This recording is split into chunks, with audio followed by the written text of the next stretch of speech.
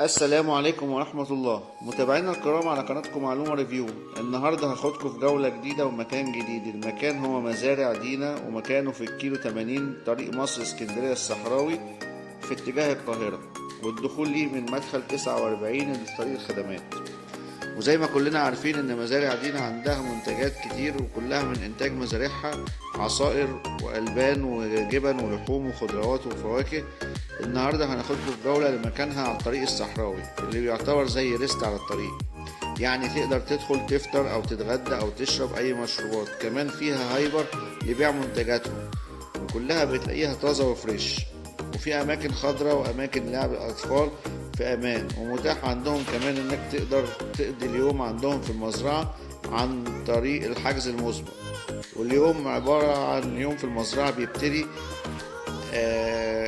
اليوم بجولة في المزارع وحظائر الأبقار ومصانع الألبان والعصاير والجبن، وبعد كده الفطار في وسط المزارع، وكمان الغدا. يعني تقدر تقضي يوم جميل في وسط الخضرة والطبيعة الجميلة. وزي ما احنا شايفين ده المكان بتاعهم، مساحات خضرة كتير. بصراحة كانت حاجة، يعني كان يوم حلو ومميز.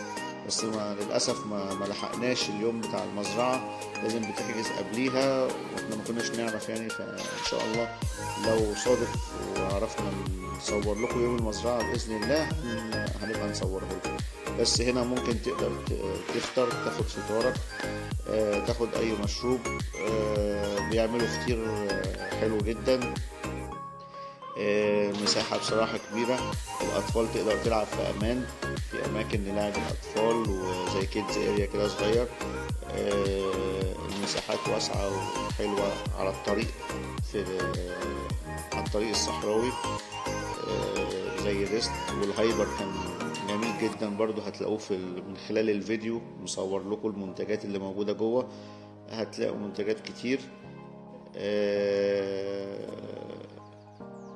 يعني هتلاقي كل المنتجات بتاعتهم من زبدة وألبان وجبن، وكل الكلام ده موجود ومتاح جوه. وده المكان اللي هو بتاع الكيدز اريا. فكان يوم لذيذ بصراحة يعني. بنصحكم لو انتوا عايزين تغيروا جو، تقدروا تغيروا جو في المكان ده.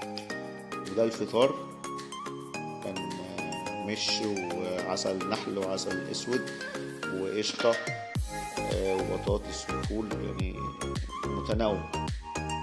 بس كان حاجة لذيذة جدا يعني.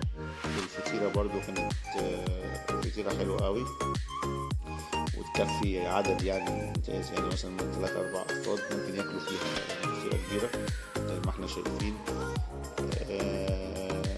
نقدر يعني نقول لكم ان انتوا تقدروا تغيروا جو في يوم زي ده هناك.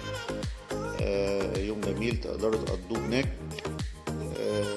واتمنى نكون ان احنا بنقدم لكم كل جديد وبنفيدكم. والسلام عليكم ورحمة الله وبركاته.